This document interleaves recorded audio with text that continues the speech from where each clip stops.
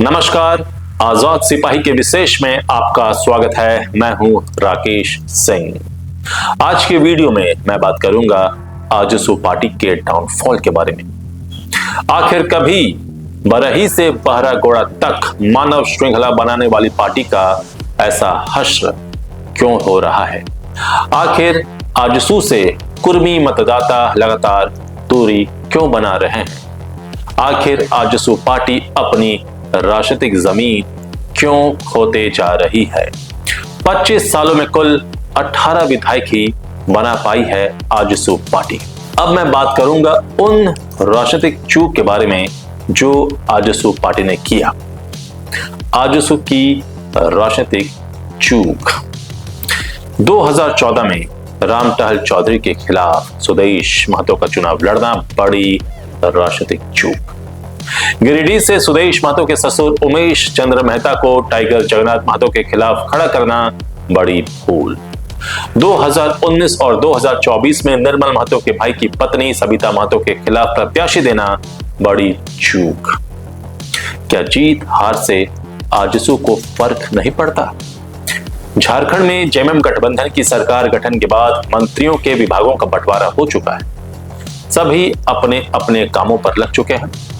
वहीं भाजपा और आजसू के पास खुद को और एक दूसरे को कोसने के अलावा फिलहाल कोई कार्य नहीं बचा है। अब 5 साल तक फिर से इन्हें सत्ता से दूर रहना पड़ेगा, लेकिन इसका सबसे ज्यादा असर भाजपा में देखने को मिल रहा है। भाजपा के लोग दुखी भी, उनके चेहरों पर शिकस्त का असर साफ देखा जा सकता है। वहीं आजसू झारखंड की एकमात्र ऐसी पार्टी है जिसे जीत हार से ज्यादा फर्क नहीं पड़ता, क्योंकि इस पार्टी की मानसिकता जीत की है ही नहीं। यह झारखंड की एकमात्र ऐसी पार्टी है जिसके नेताओं के कदम जमीन पर नहीं रहते, इसलिए ये जमीनी सच्चाई से दूर रहते हैं। यह इस बात से भी साबित होता है कि इस विधानसभा चुनाव में 10 सीटों पर चुनाव लड़ने वाली आजसू पार्टी मात्र 1 सीट जीत पाती है, वह भी 231 वोट से। इस पार्टी के मुखिया 23,867 वोटों से बुरी तरह चुनाव हार जाते हैं। वहीं महज चुनाव पूर्व 2 महीने रजिस्टर्ड हुई पार्टी जीएलकेएम के प्रत्याशी देवेंद्रनाथ महतो को कुल 41,725 वोट आते हैं और वह आजसू सुप्रीमो सुदेश महतो से मात्र 7,577 वोट पीछे रहते हैं। समझा जा सकता है कि आजसू की जमीन किस तरह हिल रही है। मानव श्रृंखला से लेकर राजनीतिक चूक की गठरी चलिए खोलते हैं। 2 अक्टूबर 2013 के दिन झारखंड को विशेष राज्य का दर्जा देने की मांग को लेकर आजसू पार्टी और उसके खिलाफ 2 लाख कार्यकर्ताओं ने बरही से बहरागोड़ा तक मानव श्रृंखला बनाई थी। उस दिन बारिश के बावजूद आजसू और उसके कार्यकर्ताओं में उत्साह की कोई कमी नहीं थी। यह वही दौर था जब आजसू पार्टी एक ताकत की तरह राज्य में पहचान बना चुकी थी। 2009 और 2014 के विधानसभा चुनावों में आजसू ने 5-5 सीटों पर जीत दर्ज की थी, लेकिन 2014 के लोकसभा चुनाव और उसके बाद हुए विधानसभा चुनाव में सुदेश महतो बुरी तरह हार गए। सुदेश को इसका अंदाजा नहीं था कि ऐसा क्यों हुआ, लेकिन इसका बीज तो खुद सुदेश महतो ने बोया था। लोकसभा चुनाव के दौरान कुर्मियों के बड़ नेता राम टहल चौधरी के खिलाफ सुदेश महतो का रांची से चुनाव लड़ना एक बड़ी राजनीतिक चूक साबित हुई। इसका मैसेज कुर्मी समाज में अच्छा नहीं गया था। फिर क्या था? इसका बदला राम टहल चौधरी ने उसी साल हुए विधानसभा चुनाव में ले लिया। सुदेश महतो चुनाव हार गए। समझा जा सकता है कि उस चुनाव में भाजपा को 37 सीटें मिली थीं और आजसू को 5। एनडीए की बहुमत की सरकार बनी, लेकिन सुदेश महतो की हार ने उनके राजनीतिक करियर पर ब्रेक लगा दिया। अगर वह जीतते तो जरूर उनके पास कोई बड़ा मंत्रालय होता। अमित महतो के जेल जाने के बाद सिल्ली में उपचुनाव हुआ। सुदेश ने उपचुनाव भी लड़ा, लेकिन अमित महतो की पत्नी से वह चुनाव हार गए। ऐसे और कई कारण हैं जब कुर्मी मतदाता या कुर्मी समुदाय कहने लगे कि आजसू कुर्मी विरोधी है। यहाँ एक और बात ध्यान देने वाली है सुदेश महतो के ससुर उमेश चंद्र मेहता ने आजसू के टिकट पर 2014 में गिरिडीह से लोकसभा चुनाव लड़ा था। इन्हें 55,531 वोट आए थे। वहीं टाइगर जगन्नाथ महतो को 3,51,600 वोट आए थे। कुर्मी समाज में यह मैसेज गया कि टाइगर जगन्नाथ महतो की हार आजसू प्रत्याशी उमेश चंद्र मेहता के कारण हुई है। इसका मैसेज भी आजसू के प्रति कुर्मी समाज में अच्छा नहीं गया। गांव वाले कहने लगे कि ये लोग कुर्मी विरोधी हैं। अब आजसू की कुर्मी मतदाताओं में पकड़ ढीली होनी शुरू हो चुकी थी। कुर्मी मतदाता उससे लगातार बिदकने लगे थे। कैसे 53 सीटों पर उतारा प्रत्याशी, गांव की सरकार बनाते बनाते 2 सीटों पर सिमट गई पार्टी। फिर आया 2019 का विधानसभा चुनाव। ऐन वक्त पर आजसू ने भाजपा से गठबंधन तोड़ दिया। आजसू ने 53 सीटों पर अपने उम्मीदवार उतार दिए। उस दौरान भाजपा 10 सीटें आजसू को गठबंधन में देना चाहती थी, लेकिन आजसू सुप्रीमो सुदेश महतो 18 सीटों पर अड़ गए थे। अमित शाह ने तो यहां तक कहा था कि 4-5 सीटों पर आजसू अगर फ्रेंडली फाइट में भी चुनाव लड़ जाती है तो उन्हें आपत्ति नहीं है। आजसू की तरफ से हामी भी भरी गई थी, लेकिन अचानक ऐसा क्या हुआ कि आजसू ने भाजपा से किनारा कर लिया और नारा दे डाला, अब की बार गांव की सरकार। लेकिन गांव की सरकार बनाते बनाते आजसू मात्र 2 सीटों पर सिमट गई। 2019 और 2024 में ईचागढ़ से निर्मल महतो की भावच के खिलाफ प्रत्याशी देना एक और भूल। 2019 और 2024 के विधानसभा चुनाव में झारखंड के सबसे बड़े नेता माने जाने वाले दिवंगत निर्मल महतो के भाई सुधीर महतो की पत्नी ने जेएमएम के टिकट पर ईचागढ़ से चुनाव लड़ा और जीता। आजसू ने भी उन चुनावों में वहां से प्रत्याशी दिया था। इसका असर भी कुर्मी मतदाताओं में साफ देखने को मिला। 2024 के विधानसभा चुनाव के दौरान वहां के कुर्मी वोटरों में एक मैसेज बड़ी तेजी से फैला कि आजसू कुर्मी विरोधी पार्टी है।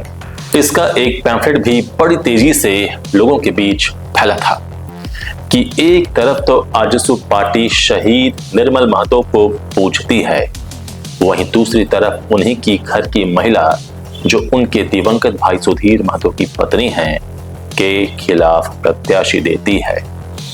यह कैसी राजनीति है? सो कुर्मी मतदाताओं ने आजसू से साफ दूरी बना ली। यह बहुत बड़ा प्लंडर आजसू के द्वारा हुआ। आजसू में पार्टी नहीं, लोग सर्वोपरि हैं। वैसे आजसू को कुर्मियों की पार्टी कहा जाता था, लेकिन अब कुर्मी मतदाता आजसू से किनारा कर रहे हैं। उनकी पहली पसंद जयराम महतो हो गए हैं। कुर्मियों की आबादी झारखंड में 15% है और जयराम महतो इनके नए पोस्टर बॉय बनकर उभरे हैं। आजसू और जयराम की पार्टी जेल कैंप में बस इतना ही अंतर है कि इस युवा राजनीतिज्ञ जयराम के पैर फिलहाल जमीन पर हैं। उसे अपनी चादर का पता है कि पैर कितना फैलाना है और कहां फैलाना है। लेकिन आजसू के साथ दिक्कत ही यही है कि उसे जमीनी हकीकत का अंदाजा ही नहीं रहता। यहाँ पार्टी नहीं, लोग सर्वोपरि हैं। खींची हुई लकीर को लांघती रही पार्टी। वैसे ऑफर तो जयराम महतो के पास भी आया था गठबंधन का, और भी कई प्रलोभन दिए गए थे, लेकिन जयराम महतो ने उन सभी को ठुकराकर एकला चलो की राह को चुना। वह खुद को टटोल रहे थे। इस विधानसभा चुनाव में अगर जयराम महतो गठबंधन कर लेते तो उनकी सीटों की संख्या बढ़ जाती और गठबंधन करने वाली पार्टी को भी फायदा हुआ होता। लेकिन जयराम महतो की यहां तारीफ करनी होगी कि वह डिगे नहीं। महत्वाकांक्षा होते हुए भी वह अपनी खींची हुई लकीर के विपरीत नहीं गए। यही अंतर है जयराम की पार्टी और आजसू। आजसू पार्टी का कोई मानक नहीं है, इसलिए उससे समय समय पर राजनीतिक चूक होती रहती है। भले जयराम की पार्टी ने कुल 71 सीटों पर चुनाव लड़ा था और उसे मात्र 1 सीट ही हासिल हो सकी, वह भी खुद जयराम महतो को, लेकिन विधानसभा चुनाव से मात्र 2 महीने पहले रजिस्टर्ड हुई पार्टी ने भाजपा और आजसू की चूलें हिला दी। जयराम की पार्टी ने एनडीए को ऐसा धोया कि कईयों का भविष्य दांव पर लग चुका है। वैसे जयराम ने सबसे बड़ा डैमेज किसी को किया है तो वह है आजसू। जयराम की पार्टी ने आजसू को 10 में से 7 सीटों पर गहरी चोट पहुंचाई है। सिल्ली, रामगढ़, गोमिया, ईचागढ़, मांडू, टुमरी और चुकसलाई। यह अलग बात है कि मांडू सीट जैसे तैसे 231 वोट से आजसू ने जीत ली, लेकिन सांस तो वहां भी फूली हुई थी। आजसू ने हमेशा अपनी खींची हुई लकीर को लांघने का प्रयास किया है। आजसू की सच्चाई यह है कि 25 सालों में वह मात्र 18 विधायक ही बना पाई। साल 2000 में 1, 2005 में 2, 2009 में 5, 2012 के उपचुनाव में 1 हटिया, 2014 में 5, 2019 में 2, 2023 के उपचुनाव में 1 रामगढ़ और 2024 के विधानसभा चुनाव में 1 सीट मांडू। आजसू से बाहर जाते ही क्यों जीत रहे हैं प्रत्याशी, एक और करने वाली बात है। आजसू की आगे की राह भी कठिन दिखाई पड़ती है। आजसू को समझना होगा कि चूक कहां हो रही है। इस चुनाव में यह भी साबित हुआ, जो प्रत्याशी आजसू में सालों से परफॉर्म नहीं कर पा रहे थे, दूसरे दल में जाते उन्होंने बेहतरीन रिजल्ट दिया। रोशन लाल चौधरी, जो लगातार 3 विधानसभा चुनाव से आजसू के टिकट पर चुनाव लड़ रहे थे और हार का रिकॉर्ड बना रहे थे, भाजपा में जाते ही 31,000 से अधिक वोटों से जीत जाते हैं बड़का गांव। उमाकांत रजक को ही ले लीजिए, वह भी आजसू में हार का रिकॉर्ड बना रहे थे, लेकिन जैसे ही उन्होंने दल बदला और जेएमएम में शामिल हुए, 33,000 से अधिक वोटों से जीत दर्ज करते हैं। उन्होंने भाजपा के नेता प्रतिपक्ष अमर बावरी को धूल चटा दी, चंदन क्यारी। अब तो सवाल उठता है कि आखिर ऐसा क्यों हो रहा है कि आजसू से बाहर जाते ही जीत रहे हैं प्रत्याशी। आजसू के बागियों ने भी खूब खेल किया है। इस विधानसभा चुनाव में आजसू के बागियों ने भी खूब खेल किया है, जैसे हटिया, कांके, बहरागोड़ा, चतरा, भवनाथपुर, बेरमो, टुमरी, चंदन क्यारी, तमाड़, मनोहरपुर, जामताड़ा, हुसैनाबाद, टुंडी। यहां पर भी आजसू के बागियों ने एनडीए का खेल बिगाड़ा है। सबसे बड़ा उदाहरण उमाकांत रजक का है, जिन्होंने जेएमएम का दामन थामते ही भाजपा विधायक दल के नेता का खेल बिगाड़ दिया। उमाकांत रजक चंदन क्यारी से चुनाव जीत गए। आजसू को मंथन करने की जरूरत है। उसे सोचना होगा, समझना होगा कि आखिर ऐसा क्यों हो रहा है। जो पार्टी बरही से बहरागोड़ा तक मानव श्रृंखला बनाती है और उसके 2 लाख कार्यकर्ता सड़क पर होते हैं, जो पार्टी 2009 और 2014 में 5-5 सीटें जीतती हैं, लेकिन फिर भी उसकी ऐसी दुर्गति क्यों हो रही है, आजसू को सोचना पड़ेगा, मंथन करना पड़ेगा। अगर आजसू मंथन नहीं करती है तो उसकी आगे की डगर बहुत क्या है, मुश्किल भरा है। मेरे कैमरामैन ने बता दिया। आजाद सिपाही के विशेष में अभी इतना ही। आप हमारे इस YouTube चैनल को जरूर सब्सक्राइब करें और भी अधिक खबरों के लिए पढ़ते रहिए अपना लोकप्रिय दैनिक अखबार आजाद सिपाही। धन्यवाद।